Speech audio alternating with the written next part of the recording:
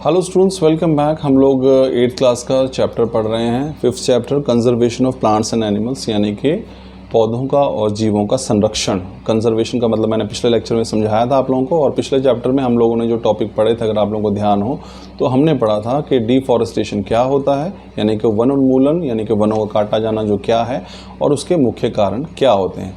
आज हम स्टूडेंट्स एक और टॉपिक पढ़ेंगे आगे, और वो टॉपिक है कि इसके इफ़ेक्ट्स क्या क्या हैं, कि अगर हम वनों को बार बार काट रहे हैं लगातार और बिना किसी प्लानिंग के, यानी कि अनऑर्गेनाइज्ड वे में अगर हम वनों को काटा जा रहा है तो उसके क्या परिणाम जो है वो हो सकते हैं।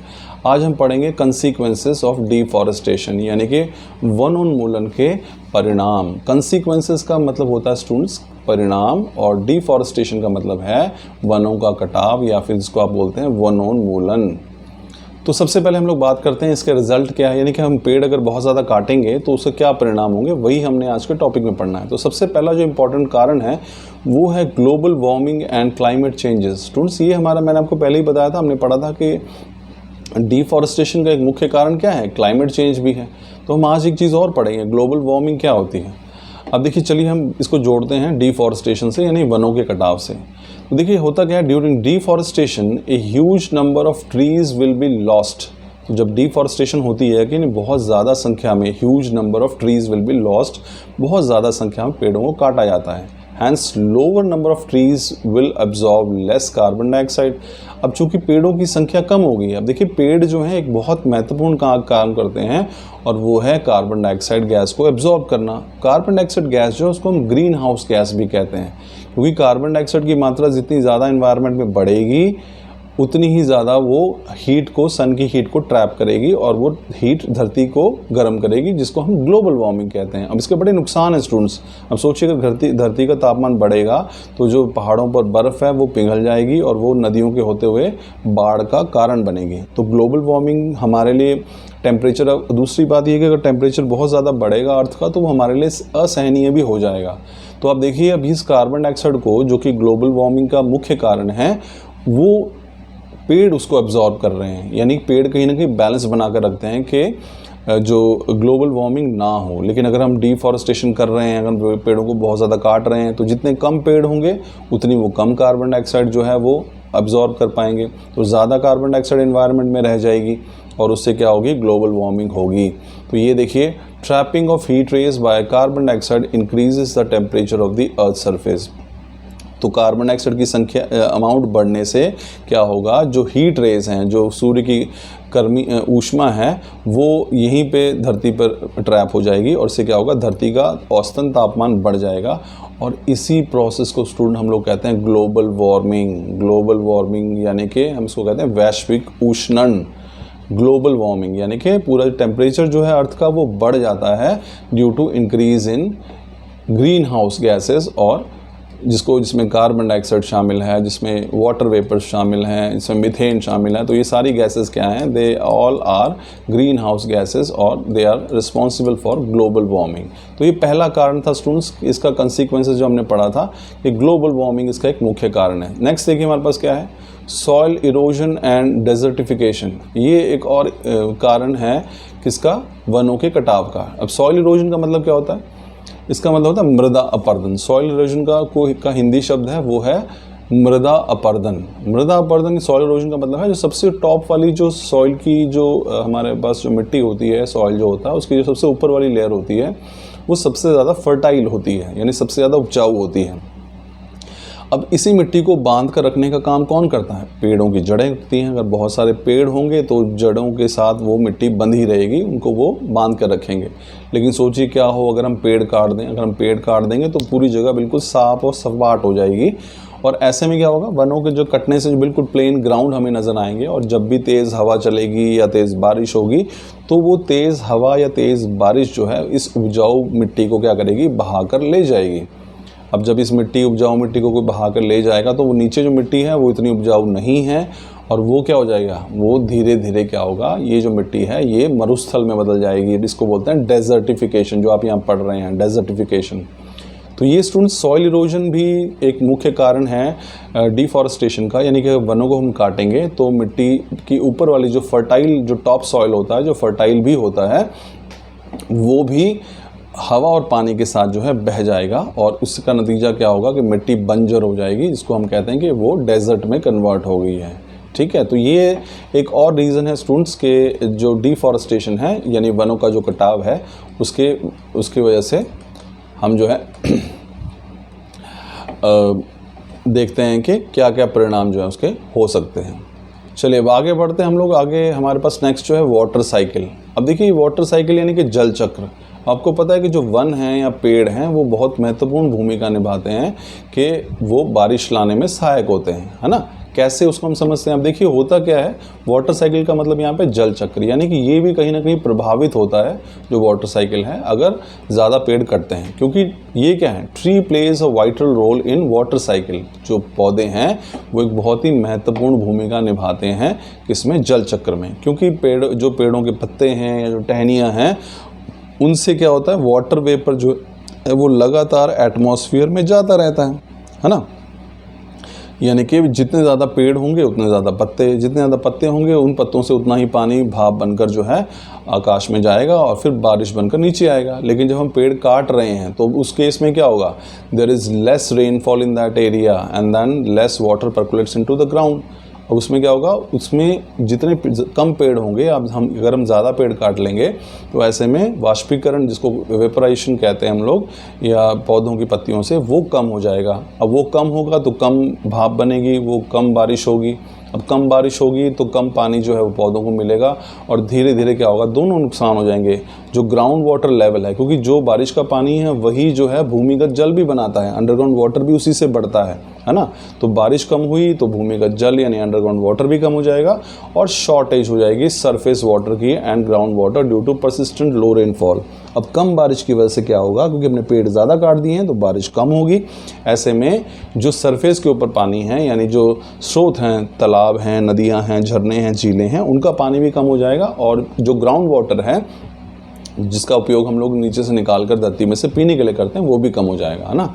तो ये एक और कारण है कि जो वाटर साइकिल है वो भी प्रभावित होती है जब वनों को काटा जाता है। अब अगले उस पर टॉपिक जो हमारा इसमें अगला कारण है, जो कंसीक्वेंसेस हैं, जो परिणाम हैं वनों के कटने के, वो देख लीजिए वो क्या है। वो हमारे पास है, this is loss of biodiversity. ये भी बड़े इंपॉर्टेंट टॉपिक है, यानी कि मुख्य कारण है ये कि अगर वनों का कटाव होता है there is loss in biodiversity. Biodiversity का मतलब होता है हमारे पास जैव विविधता। अब देखिए स्टूडेंट्स, जैव विविधता का मतलब, बायो का मतलब होता है लाइफ और डाइवर्स का मतलब होता है भिन्न भिन्न प्रकार, है ना। तो आप देखो जो वन है वो भिन्न भिन्न प्रकार के जीव और जंतुओं और पौधों का घर होते हैं। वहाँ पे बहुत सारी वाइल्ड लाइफ हैं, अनगिनत प्रकार के जीव वहाँ रहते हैं, कीड़े वहाँ पे हैं, घास वहाँ पे होती है, पेड़ वहाँ पे होते हैं, जानवर वहाँ पे होते हैं, घास चरने वाले हैं, मांस खाने वाले हैं, हर तरह के जीव, यानी भिन्न भिन्न प्रकार के जो जीव हैं वो वनों में सुरक्षित रहते हैं। लेकिन जब आप क्या कर रहे हैं, आप डिफॉरेस्टेशन कर रहे हैं तो क्या होगा, it leads to extinction of various species. Extinction कहते हैं कि किसी चीज़ का ख़त्म हो जाना, है ना, तो विलुप्त हो जाना। तो बहुत सारी स्पीशीज़, प्रजातियाँ जो कि जंतुओं की भी हो सकती हैं और पौधों की भी हो सकती हैं, वो बिल्कुल समाप्त हो जाती हैं या विलुप्त हो जाती हैं, कई बार विलुप्त होने की कगार पर आ जाती हैं। तो जितने पेड़ कटेंगे तो उतनी ही बायोडाइवर्सिटी खत्म होती है। तो without forest, trees and plants and creatures, wild animals and birds don't get sufficient food and starve to that. अब देखो पेड़ कहीं ना कहीं परोक्ष रूप से या फिर इनडायरेक्टली जो है वो कहीं ना कहीं उनके लिए भोजन भी उपलब्ध कराते हैं। जो वहाँ पे फल उग रहे हैं या पत्ते हैं या जो वहाँ पे घास हैं, वो सारी की सारी किस वजह से वो भोजन भी उनको मिलता है। तो अगर पेड़ ही नहीं रहेंगे तो वहाँ पे रहने वाले पौधे, वहाँ पे रहने वाले जीव जंतु, जो जंगली जीव हैं या जो पक्षी वहाँ पे रह रहे हैं, उनको पर्याप्त मात्रा में सफिशिएंट फूड, पर्याप्त मात्रा में भोजन भी नहीं मिलेगा and they will starve to death, और भूख के कारण उनकी मृत्यु भी हो जाएगी। तो ये है हमारे पास कि बायोडाइवर्सिटी यानी कि जैव विविधता को भी नुकसान पहुंचता है। तो अब हम अगले जो परिणाम है इसका वनोन्मूलन का, वो है इफ़ेक्ट ऑन इकोनॉमी, यानी कि हमारी अर्थव्यवस्था पर भी पेड़ों का कटना वनोन्मूलन से हमारे जो इकोनॉमी है उसको भी नुकसान पहुंचता है। अब देखिए है क्या, deforestation facilitates the generation of raw materials for wide range of industries. अब देखिए हमारे पास क्या होता है जो पेड़ कटते हैं तो वो वास्तव में बहुत सारे उद्योग ऐसे हैं जो कि कच्चा माल उपलब्ध कराते हैं उन उद्योगों को। पेड़ हैं, अगर मान लो मेडिसिन की बात करें, हम रेजिन्स की बात करें, कागज़ उद्योग की बात करें, फर्नीचर की बात करें, टिम्बर की बात करें, है ना, तो ये सारे के सारे जो उद्योग हैं वो किस पर आधारित हैं? वो पेड़ों पर ही आधारित हैं। तो अगर हम इसको कहीं ना कहीं पेड़ों को डिफॉरेस्टेशन अगर कर रहे हैं, यानी पेड़ों का उन्मूलन कर रहे हैं, पेड़ों को काट रहे हैं, तो कहीं ना कहीं इनकी जो रॉ मटेरियल है, इनकी प्रोडक्टिविटी भी कम हो जाएगी और इससे हमारी इकोनॉमी यानी कि अर्थव्यवस्था भी कई बार प्रभावित होती है। चलिए हम अब लास्ट इस पर पहुँचते हैं स्टूडेंट्स, हमारे पास के क्या कंसिक्वेंसेस हैं, क्या है, और वो है shortage of food and raw material. अब शॉर्टेज कहते हैं कि जो कमी आ जाती है फूड में यानी कि भोजन के लिए, और जो रॉ मटेरियल्स हैं उसमें भी कमी आ जाती है। अब देखिए फॉरेस्ट अगर हम बात करें, जिसको आप वन कह रहे हैं, तो वनों से हमें बहुत सारी चीज़ें मिलती हैं, जैसे कि हमें हनी मिलता है, ठीक है, गम, गोंद हो गया, वैक्स हो गया, मेडिसिन हो गई, फिर हमारे पास raw material for making furniture, paper, even fuel, कई बार ईंधन भी हमें वनों से ही मिलता है। तो जब हम इन वनों को काट देते हैं तो ऐसे में हमारे पास ना केवल भोजन की बल्कि ये जो कच्ची सामग्री है जिस पर कई उद्योग आधारित हैं उनमें भी कमी आ जाती है। तो कहीं ना कहीं हम ये मान सकते हैं कि जो डिफॉरेस्टेशन है यानी कि वनोन्मूलन है या वनों का काटा जाना है, वो वास्तव में उसकी वजह से जो भोजन है और साथ में जो रॉ मटेरियल है, कच्चा माल है उद्योगों के लिए, उसमें कहीं ना कहीं कमी आ जाती है। तो स्टूडेंट्स ये हमने आज का जो टॉपिक पढ़ा वो हमारा क्या था, अगर आप ध्यान आपने दिया है तो हम पढ़ रहे हैं कि वनों के कटने के क्या कंसिक्वेंसेस हैं, यानी वनोन्मूलन के जो कंसिक्वेंसेस की अगर हम बात करें तो वो क्या है ना। तो इन्हीं कंसिक्वेंसेस को हमने स्टडी किया है। तो हमने पिछले टॉपिक में पढ़ा था कि वनोन्मूलन के कारण क्या हैं। अब हम इस टॉपिक में हम पढ़ रहे हैं कि वनोन्मूलन की जो कंसिक्वेंसेस हैं, परिणाम क्या क्या हैं। तो हम यहाँ पे आप देख सकते हैं स्टूडेंट्स, इसके बहुत बुरे कंसिक्वेंसेस हैं। तो सबसे पहला जो कंसिक्वेंसेस हमने यहाँ पे स्टडी किया है वनों के कटने का, वो हमारे पास क्या है, that is global warming and climate change. यानी वनों के जब कटाव होता है वनों का, तो उससे क्या होता है, ग्लोबल वार्मिंग यानी वैश्विक ऊष्णन जिसको कहा जाता है, वो देखने को मिलता है। तो उसमें पेड़ जो हमारे पास क्या करते हैं, पेड़ जो हैं वो कार्बन डाइऑक्साइड को सोखते हैं, लेकिन अगर पेड़ों की संख्या कम होगी तो ऐसे में हमारे पास क्या होगा, ऐसे में कम कार्बन डाइऑक्साइड जो है वो एब्जॉर्ब कर पाएंगे पौधे, और कार्बन डाइऑक्साइड की मात्रा एनवायरनमेंट में बढ़ जाएगी, जिससे क्या होगा, हमारे पास जो टेम्परेचर अर्थ का बढ़ जाएगा। इसी प्रोसेस को हम कहते हैं ग्लोबल वार्मिंग। दूसरा हमने पढ़ा सॉइल इरोजन एंड डेजर्टिफिकेशन। हमने देखा कि जो पौधे हैं, पेड़ हैं, वो वास्तव में मृदा या मिट्टी को बांध कर भी रखते हैं। तो अगर हम पेड़ों को काट लेंगे तो ऐसे में जो सबसे टॉप का सॉइल है, जो कि बहुत ज़्यादा फर्टाइल होता है, टॉप सॉइल जो ह्यूमस रिच भी होता है, यानी नमी को भी सोख कर रखता है, वो सारा का सारा सॉइल जो है वो बेयर हो जाएगा, नग्न हो जाएगा, और बारिश और हवा, तेज़ हवा जो है इस सॉइल को उड़ाकर ले जाएगी, जिससे ऊपर वाली जो उपजाऊ भूमि है, जो मिट्टी है, वो बह जाएगी पानी और हवा के साथ, और भूमि क्या हो जाएगी, बंजर, और वो किस में बदल जाएगी, धीरे धीरे रेगिस्तान में। तीसरा जो कारण स्टूडेंट्स हमने पढ़ा वो है वाटर साइकिल। यहाँ पे देख सकते हैं कि कहीं ना कहीं आप देखेंगे कि जो वन है वो वर्षा लाने में भी सहायक हैं। तो वाटर साइकिल भी इससे प्रभावित होती है। जो वन है उनमें जितने ज़्यादा पौधे होंगे उतने ज़्यादा उनमें पत्ते होंगे, पत्तों से पानी जो है वाष्प बनकर बादलों में जाएगा और बारिश के रूप में दोबारा नीचे आएगा। लेकिन अगर पेड़ कम होंगे तो ऐसी स्थिति में क्या होगा, ऐसी स्थिति में हमारे पास जो बारिश है वो भी कम हो जाएगी। कहीं ना कहीं पेड़ कम होने से वाष्पीकरण या कम होगा और बारिश भी कम हो जाएगी। तो पूरा का पूरा वाटर साइकिल जो है वो भी डिस्टर्ब हो जाता है। फिर हमने नेक्स्ट जो रीज़न पढ़ा स्टूडेंट्स वो हमारे पास है लॉस इन बायोडाइवर्सिटी, यानी कि जैव विविधता को भी नुकसान पहुंचेगा।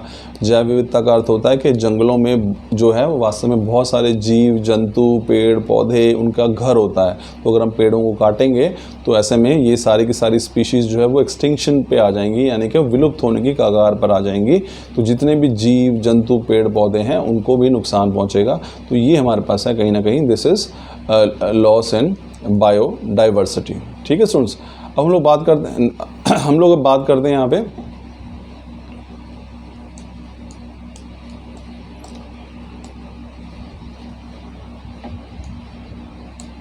तो नेक्स्ट हमारे पास जो है वो था इफ़ेक्ट ऑफ ऑन इकोनॉमी। तो इकोनॉमी पे भी इफ़ेक्ट पड़ता है इस चीज़ का। अगर आप देखेंगे तो इकोनॉमी पे क्या इफ़ेक्ट है हमारे पास, तो इकोनॉमी जो है वो भी